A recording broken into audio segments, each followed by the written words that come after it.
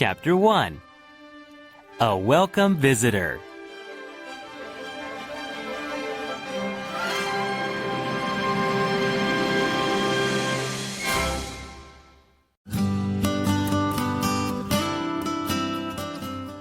At one point in my life, I was a shepherd at Luberon. It was a very isolated place. I would often spend weeks there without seeing a single person.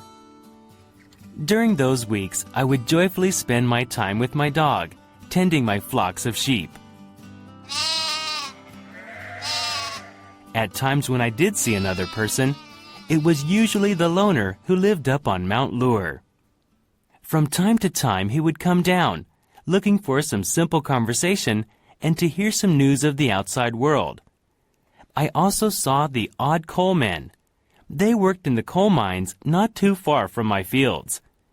All of these people were simple folk and did not care for the shallow wants of the world.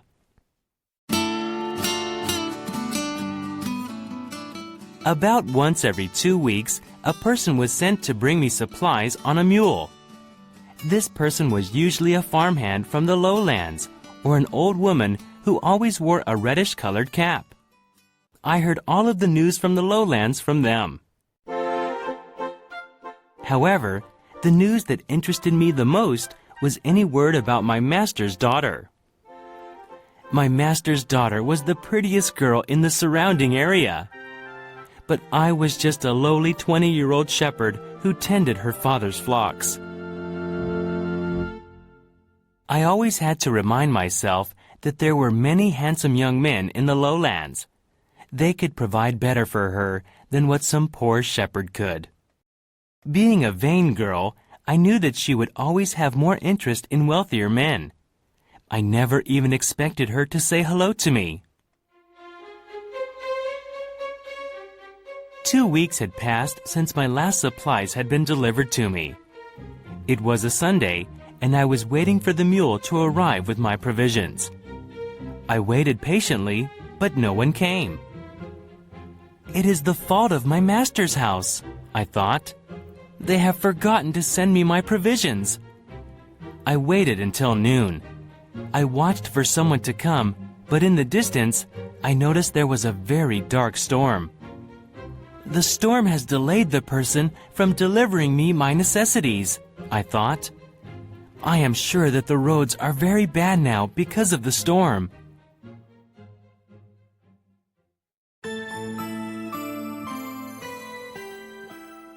Another 3 hours passed. The storm had now passed. I looked into the sky. It was now a beautiful, clean blue sky, and the sun was casting its warm rays over the hills.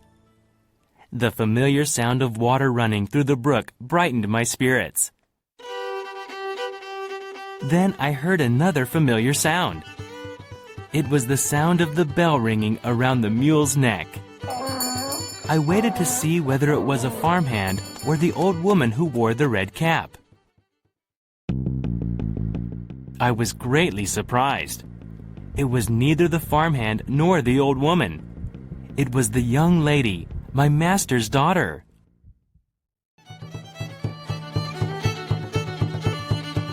She rode up as I watched in amazement. She climbed down from the mule and said, "The farmhand is sick, and the old woman is spending a holiday with her children, so I came instead." She also told me that she had lost her way.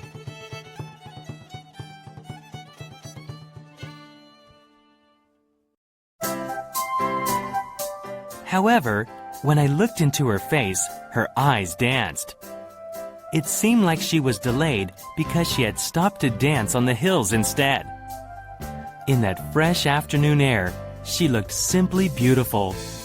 I could hardly take my eyes off her. I had never stood so closely to her before. I had only ever seen her from an admiring distance. When I returned to the lowlands in the winter with the flocks, I went to the farm for my dinner. At those times, I had seen her proudly walking through the rooms, not saying a word to any of the servants. She had always appeared to be very proud at those moments. Now she was standing directly in front of me. I had her all to myself. I watched as she took my provisions off the mule. So where is it that you sleep? The girl asked me. I showed her. My bed was a very simple place, made only of straw and sheepskin. Just above on the wall were my cape and stick. She found it all very amusing. You poor shepherd, She exclaimed. you live here? You must always be so lonely and bored. What do you do with your time? What do you think about during your days? She asked. I wanted to reply, I only think about you. However, I didn't. In fact, I couldn't speak a word. My master's daughter realized my embarrassment. She took great pleasure in it. She started to tease me. And do the fairies come to visit you here? She asked, laughing with a twinkle in her eyes.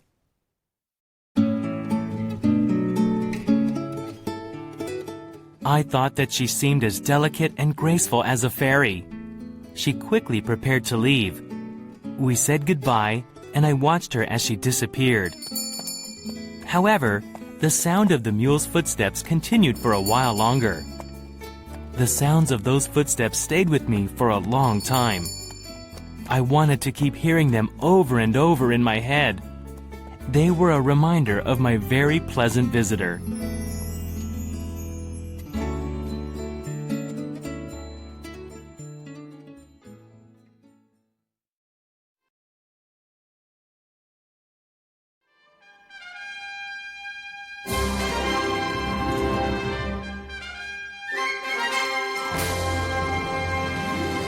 Chapter 2. Jewels in the Sky.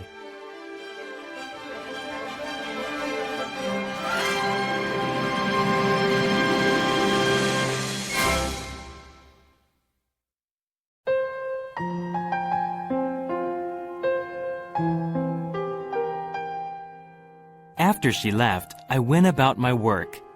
Nighttime came very quickly, and I prepared for the evening. I brought the flocks of sheep to the fields that were close to where I slept. As I was finishing my chores, I heard a voice come from below near my dwelling.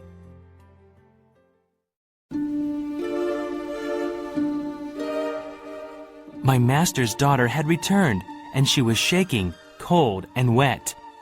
In a trembling voice, she said, On the way to the lowlands, there is the river, as you know. Well, the water from the storm has flooded the river. I tried to get across, but I feared I would drown. I didn't know what to do. I knew I could not get across the river, so I just returned here. She was in a terrible situation. I thought, no one will come here searching for her, and I cannot leave the flocks to take her home.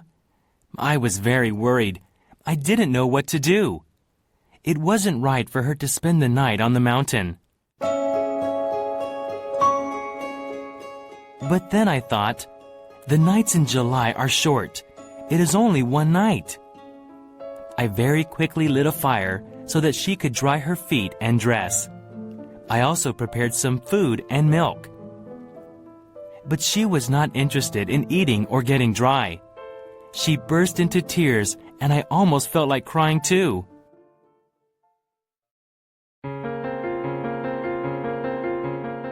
It was completely dark outside now. There was not even a hint of sunset left in the sky. I urged my master's daughter to go into the dwelling and rest. I put down a new sheepskin for her to rest on.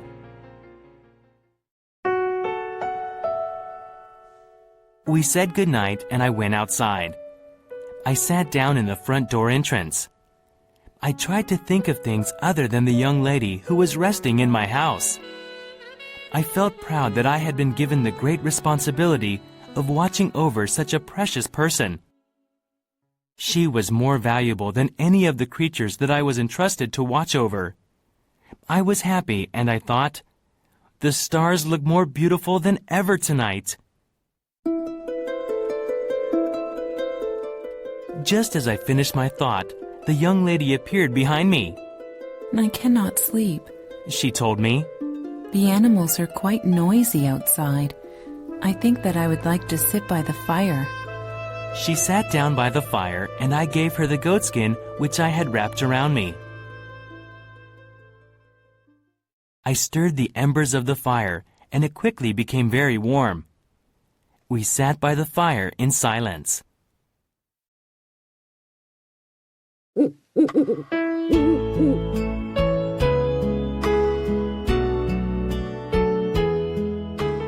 It was a much more beautiful night because a beautiful star sat beside me. That night, every creature seemed to come alive. Perhaps they wanted to witness the beautiful star too. The frogs and the insects sang so much louder. The light of the fire shone even more brilliantly in the pond. There was an unmistakable freshness to the night. Perhaps it was because of the storm, but I wanted to believe it was because the master's daughter was there with me that night. I looked at her and I noticed that she was shivering. Some noises in the night frightened her, and she moved closer to me.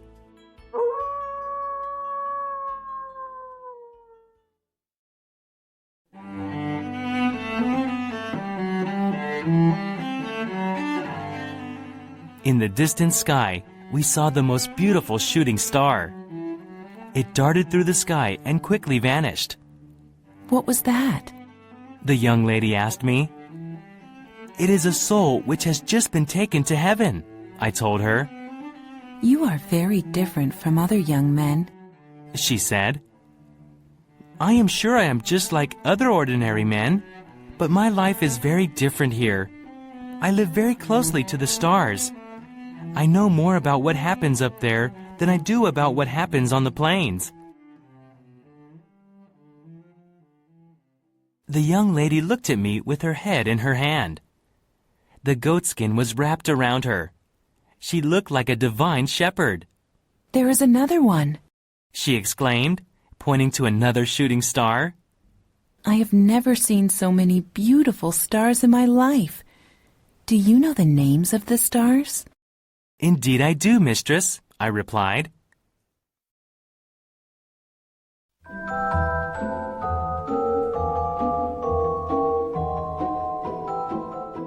Look up there. Can you see that? That is the Milky Way. And look at that. Let's imagine that is France. You can see that it goes all the way to Spain. Many military men have used the stars to help them find their way to battle. Jacques de Gaulle is one such man. The Milky Way helped him find his way during the war with the buckwheats. I continued to tell her about the stars. Look over there. Can you see that group of stars? That is the tank of hearts. If you look closely, you can see that it looks like it has 4 axles. Then, just in front of it, there are 3 stars. Can you see them? They are the 3 animals. And over there is the rake. Many people also know it as Orion or the 3 kings. For people who live alone in the mountains like me, we use it as a clock. Right now, I can tell that it is already midnight.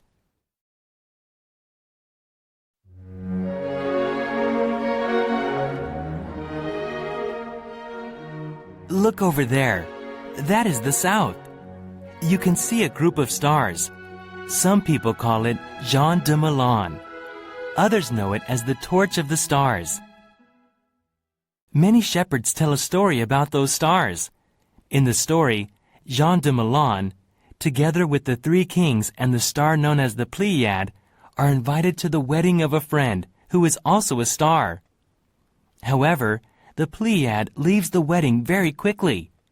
You can see that path there in the sky. That is the highway, and the Pleiad followed that path. The 3 kings caught up to the Pleiad by going along the low way.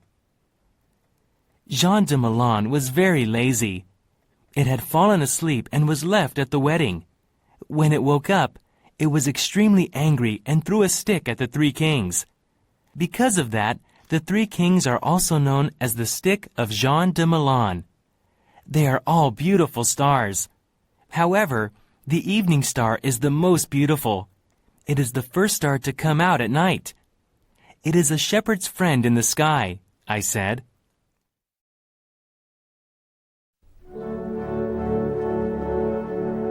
Shepherds also have another name for that glorious star.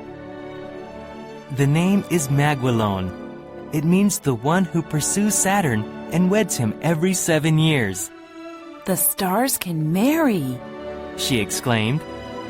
Yes, they certainly can, I replied. Just as I was about to explain this to her, I felt something on my shoulder. I turned and saw her. She had laid her head upon my shoulder. In the cool breeze, the ribbons and the lace in her hair danced, and it was the most enchanting sight. She fell asleep on my shoulder, and we stayed like that until the first rays of dawn appeared. I wanted that night to last forever. The memory of it is one of my greatest treasures. She slept, and the night was still except for a faint breeze. The stars sparkled in the sky, and I imagined that the most magnificent one had lost her way in the sky and was now resting on my shoulder.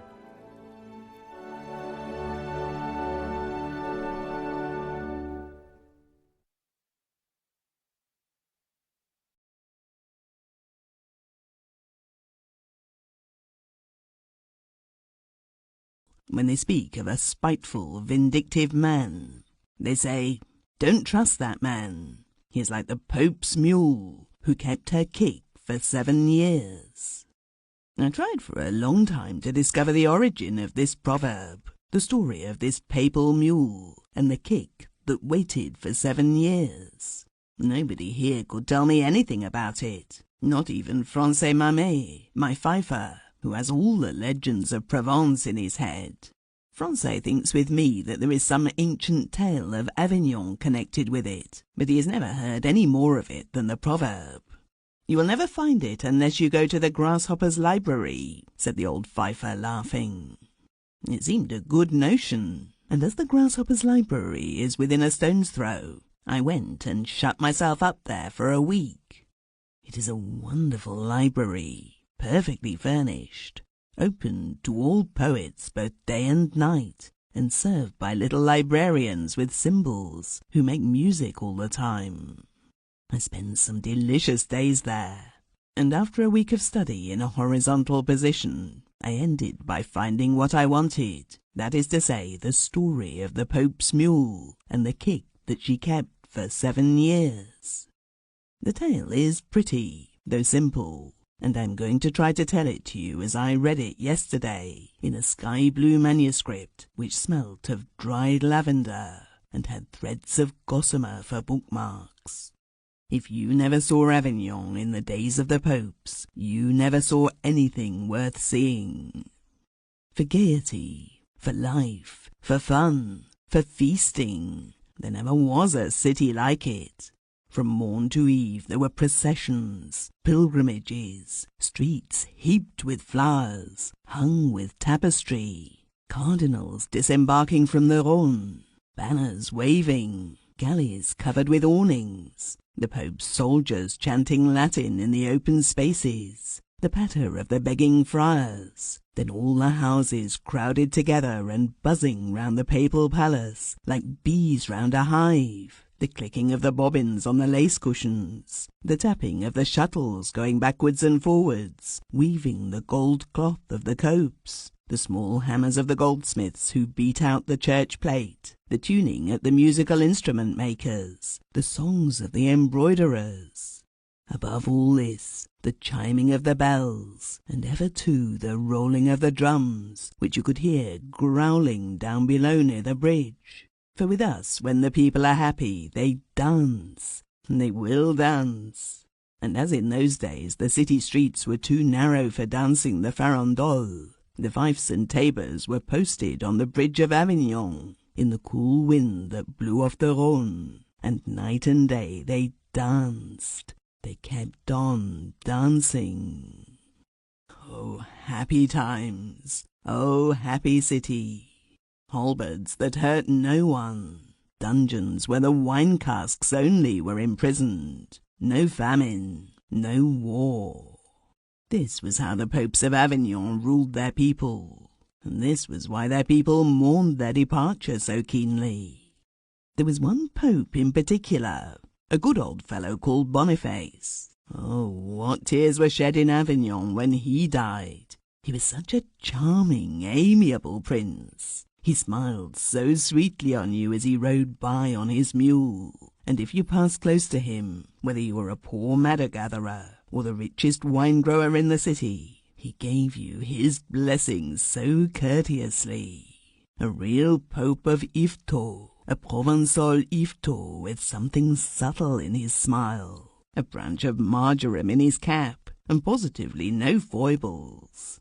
This good priest's only weakness was his vineyard, a little vineyard that he had planted himself among the myrtles at Châteauneuf. Every Sunday after Vespers, the worthy man went to look at it, and when he got up there, seated in the sun with his mule hitched close by, and his cardinals all round, reclining under the vine-stalks, then he would order a flask of the new wine to be opened, that famous ruby-tinted wine, which was afterwards called the Pope's Châteauneuf, and he would sip it little by little, gazing affectionately at his vines. Then, when the bottle was empty and the daylight fading, he returned joyously to the city, followed by his whole conclave, and as he rode over the bridge amid the drums and dancing, his mule, excited by the music, ambled with little leaps and bounds, whilst he beat time to the music with his hand, which greatly shocked the cardinals, but only made the people cry, "What a good prince! What a jolly pope!" Next to his vineyard at Châteauneuf, what the Pope loved best in the world was his mule. The good man was deeply attached to her. Every night before going to bed, he went to see that her stable was properly shut and that her rack and manger were full. He never left the dinner table without having a large bowl filled before his own eyes with French wine and spices and lots of sugar, which he took to her with his own hands, in spite of his cardinal's remarks. It must be granted that the animal well deserved it. She was a beautiful black mule, dappled with red, sure-footed, with a satin coat, with large hindquarters, and a little delicate head, which she carried proudly, adorned with tassels, ribbons, silver bells, and bows. With all this, as mild as an angel, with soft eyes and 2 long ears, which she kept shaking in a good-tempered manner. All Avignon honoured her, and when she passed through the street, there was no end to the attentions they showed her, for everyone knew that this was the way to get on at court. The Pope's mule had made more than one man's fortune, and to prove it there was Tiste Verdun and his wonderful adventure. This Tiste Verdun was originally an impudent scamp, whom his father, Guy Verdun, the goldsmith, was obliged to turn out of his house, because he would do no work, and made the apprentices idle too. For 6 months he loafed about in all the slums of Avignon, but mostly in the neighbourhood of the papal palace, for the rascal had long had his designs on the Pope's mule, and you will see what a cunning idea his was. One day, when His Holiness was riding along the ramparts all alone with his mule, up came Tiste to him and exclaimed, holding up his hands in admiration, "Oh, my goodness! Holy Father, what a fine mule yours is! May I take the liberty of looking at her? Oh, my Lord Pope, what a beautiful creature! The Emperor of Germany has none to equal her." And he stroked her, speaking gently to her as if she was a lady. "Come then, my jewel, my treasure, my pearl of price." And the good Pope, quite touched, said to himself, "What a good little lad! How prettily he speaks to my mule." And what do you think happened next day? Tiste Verdun exchanged his old yellow jacket for a fine lace alb and a violet silk cassock and buckled shoes, and he became one of the Pope's household, where none but the sons of nobles and the cardinal's nephews had been received before him. See the reward of cunning. But Tiste did not stop at this.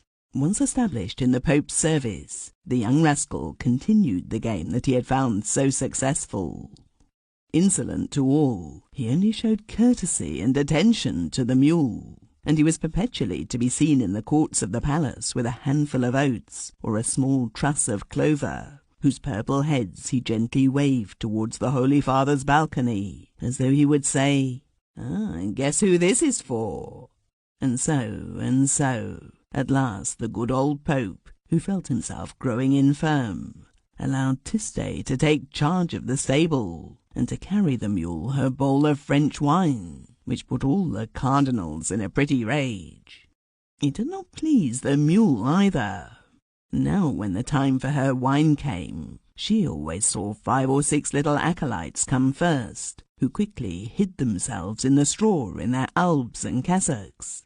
Then in a few minutes the warm good scent of burnt sugar and spices filled the stable, and Tiste Vedenne appeared, carrying the great bowl of French wine with the utmost care.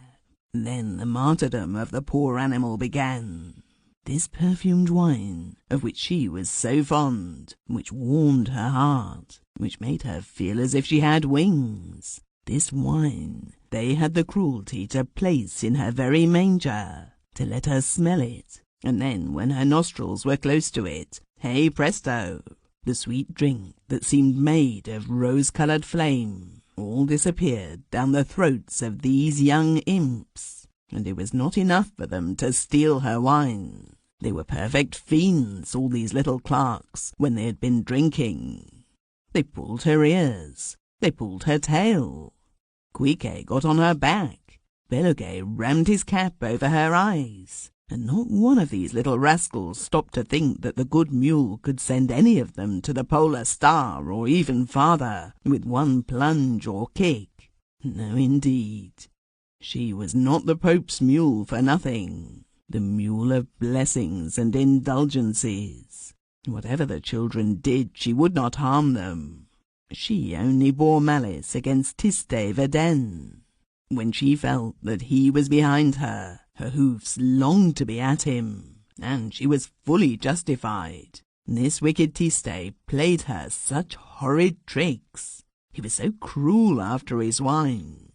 One day he took it into his head to make her go up with him to the Belfry Tower, the highest point of the palace. And this is no idle tale that I tell you. 200,000 Provençals saw it take place.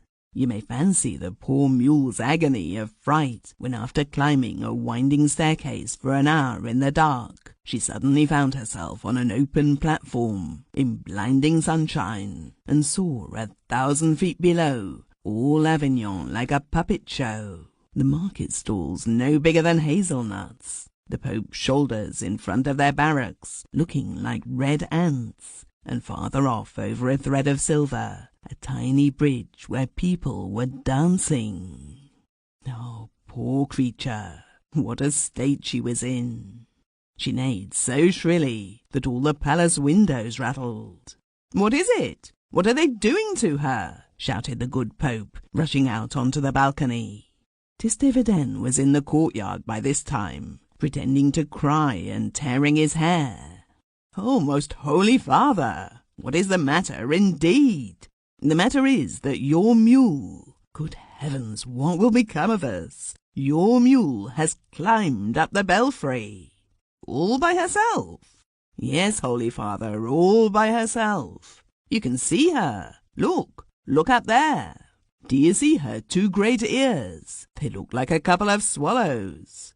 "Mercy on us," said the poor Pope, turning up his eyes. "My mule has gone mad. She will kill herself. Come down at once, unhappy creature." Pécaire, she has no better to do than come down. But how was she to do it? It was useless to think of the staircase. You may get up that sort of thing, but a mule would break her legs 100 times over if she tried to walk downstairs. The poor mule was in despair, and as she snuffed about the platform, with her great eyes rolling with giddiness, she thought of Tiste Veden. Ah, villain, if I escape, how I will kick you tomorrow morning. The thought of this kicking revived her sinking spirits. If it had not been for that, she would have fainted. At last, they succeeded in getting her out of the difficulty, but it was a business. She had to be got down in a basket by a crane and pulley. What a disgrace for the Pope's mule to be hung up so high, flopping her feet about in the air like a cockchafer at the end of a string, and this before the eyes of the whole of Avignon. The unhappy animal could not get a wink of sleep that night. She seemed to be dangling from that detestable platform, with the laughter of the underneath her. And then she thought of Tiste Veden and the stupendous kick that she would give him on the morrow. Now, whilst this reception was being prepared for him in the stable, what do you suppose that Tiste Veden was doing? He was going down the Rhône on a papal barge, singing on the way. He was going to the Neapolitan court with a band of young nobles, whom the city sent every year to Queen Joan to learn diplomacy and fine manners. Tiste was not nobly born, but the Pope was determined to reward him for the care he had taken of the mule, and particularly for the activity which he had shown on the day of her rescue. How disappointed the mule was on the morrow. Ah, the wretch! He suspected something, she thought, shaking her bells furiously. But never mind. Go where you will, villain. You will find that kick when you return. I'll keep it for you. And she kept her word. After Tiste's departure, the Pope's mule pursued the even tenor of her ways, and resumed her old habits. No more Quiquet or Beluget in her stable. The good old days of the French wine came back, and with them her good temper, her long slumbers, and her little dancing steps on the bridge of Avignon. Still, since her adventure, some coldness was shown towards her in the city. There were whispers as she passed by. Old folks shook their heads, and the children laughed and pointed their fingers at the belfry. The good Pope himself did not trust her as he used to do, and if he was tempted to indulge in a little doze on her back, on a Sunday when he was coming back from his vineyard, he could not help thinking, what if I were to wake up and find myself at the top of the belfry? The mule saw all this, and her feelings were hurt, though she said nothing. But if the name of Tiste Veden was mentioned in her presence, her long ears quivered, and she scraped her iron shoes on the pavement with a little laugh. 7 years passed away. Then, at the end of 7 years, Tiste Veden came back from the court of Naples. His term of absence was not finished, but he had heard that the chief mustard-bearer to the Pope had just died suddenly in Avignon, and as he thought the place would suit him, he hurried back to put in his claim. When this artful Veden came into the audience chamber, the Pope hardly knew him. He had grown so tall and stout. It is true the good Pope had grown older too, and that he saw badly without his spectacles. Tiste was no whit abashed. "What, Holy Father, don't you know me? It is I, Tiste Veden." "Veden?" "Certainly. You remember I used to carry French wine to your mule." "Oh, yes, yes, I remember. A good little boy was Tiste Veden. And what do you want now?" "Oh, not much, Holy Father. I came to ask you, by the by, is your mule still alive?" "Ah, so much the better. I came to ask you for the office of the chief mustard-bearer who is just dead." "You, the chief mustard-bearer? You are much too young. How old are you?" 20 years and 2 months, illustrious Pontiff. Just 5 years younger than your mule. Ah, by the holy palm branch, a noble animal. If you only knew how I loved her, how dreadfully I missed her while I was in Italy. You will let me see her again, won't you?" "Yes, my child, you shall see her," said the good Pope, much moved. "And since you love her so well, the dear creature, I will not have you separated from her. From this day I appoint you to attend on me in the office of Chief Mustard-Bearer.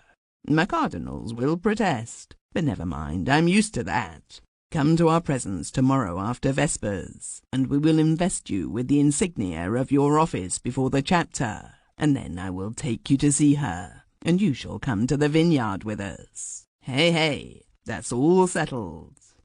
I need not tell you that Tisdaverden was happy as he left the great hall, or with what impatience he awaited the ceremony of the morrow. But in the palace there was someone happier and more impatient than he, and that was the mule. From the return of Verden until Vespers on the following day, the infuriated animal stuffed herself incessantly with hay, and kept lunging out with her heels at the wall behind her. She was preparing herself for the ceremony also. The next day after Vespers had been sung, Tisdaverden made his entry into the court of the papal palace. All the dignified clergy were there, the cardinals in red robes, the devil's advocate in black velvet, the abbots with their low mitres, the beadles from St. Agrico, the violet capes of the members of the household, the inferior clergy, also the Pope's soldiers in full uniform, the 3 confraternities of penitents, the hermits of Mont Ventoux with their savage looks, and the little acolyte that walks after with the bell, the flagellants stripped to the waist, the rosy sacristans dressed like judges, all, even to the holy water-bearers, and those that light and those that put out the candles. Not one was wanting. It was a grand function. Bells, cannon shots, sunshine, music, and the maddening drums still leading on the dance down below on the bridge of Avignon.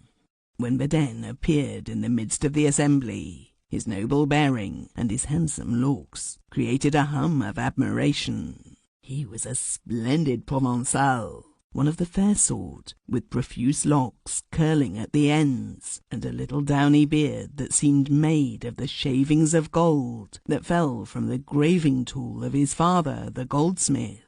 The story ran that Queen Joan herself had stroked that golden beard, and the Lord of Verden had that air, at once arrogant and absent, of those beloved by queens.